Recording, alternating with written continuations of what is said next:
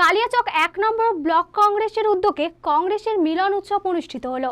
সোমবার দুপুরে কালিয়াচকের নজরুল ভবনে অনুষ্ঠানটি আয়োজিত হয়। লোকসভা ভোটকে কেন্দ্র করে বিভিন্ন দিক নিয়ে আলোচনা করা হয়।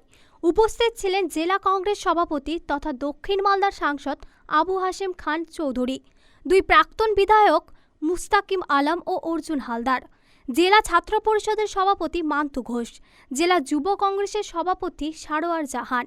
এছাড়াও ছিলেন জেলা পরিষদের সদস্য আব্দুল হানান, কালিয়াচক ১ নম্বর ব্লক সভাপতি মিজানুর রহমান মিয়া, কালিয়াচক ১ নম্বর ব্লক কংগ্রেস নেতা মতিউর রহমান সহ ১৪টি অঞ্চলের প্রায় হাজার খানেক কংগ্রেস কর্মী।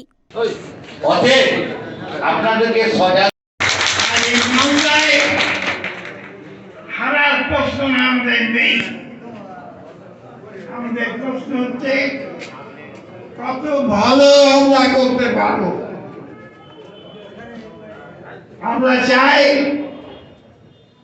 নতুন করে মালদাকে সাইলেন্টে আমাদের পদে পদে বাধা দেওয়া হয়েছে। মালদা টুডে।